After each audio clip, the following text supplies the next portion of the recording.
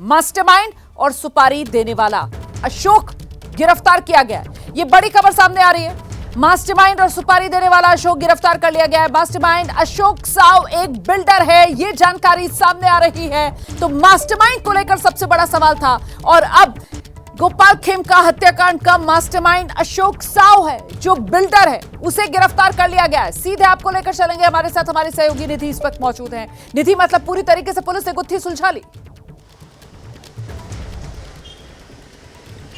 बिल्कुल, देखिए रोमाना, सबसे बड़ी खबर यही है कि जो बिल्डर है 3 साल से वो ज़मीन कारोबारी है अशोक साव, उसको पुलिस ने इसी बिल्डिंग से गिरफ्तार किया है।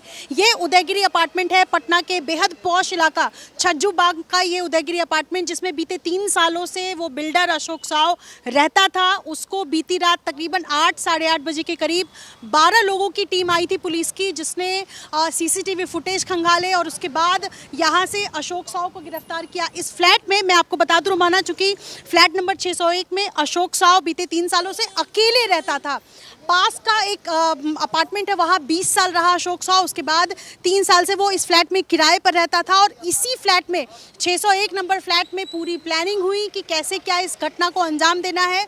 और अशोक साव को जब पुलिस ने गिरफ्तार किया, उस दौरान की मैं आपको उस दौरान का एक वाकया बता दूं, चूँकि मुझे यहाँ चश्मदीद ने बताया कि पुलिस जब यहाँ पर पहुँचती है तो पुलिस ने अशोक साव को गिरफ्तारी के दौरान एक कमरे की तलाशी करनी चाहिए, जो कमरा पूरी तरह लॉक था।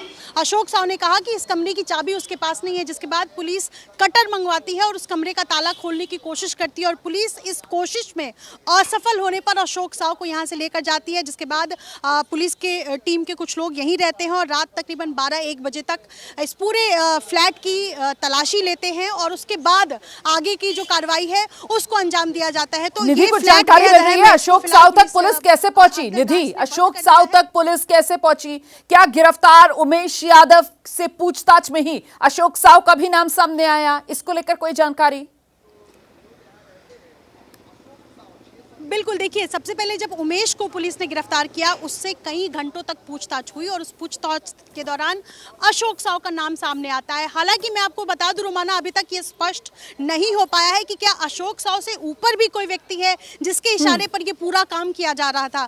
चूंकि प्रेस कॉन्फ्रेंस का इंतजार है, उसमें पुलिस स्पष्ट करती है, क्योंकि अशोक साव के बारे में लोग बताते हैं कि इतनी बड़ी घटना को अंजाम देना अशोक साव के अकेले बस का नहीं है। वो जमीन कारोबारी हो सकता है, उसके प्रतिद्वंदी हो सकते हैं गोपाल खेमका, लेकिन क्या उसी ने इस हत्याकांड को अंजाम दिया है और क्या वही सबसे बड़ा मास्टरमाइंड है? इस गुत्थी को अभी सुलझना बाकी है और इसके लिए प्रेस कॉन्फ्रेंस का इंतजार है।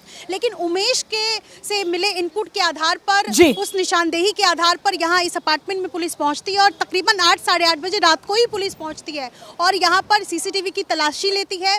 लिफ्ट से चढ़ने के बजाय पुलिस बाकायदा सीढ़ी से चढ़ती है और 601 नंबर उस फ्लैट में पहुंचती है, जहां पर पूरी प्लानिंग जो है इस हत्याकांड की वो हुई थी।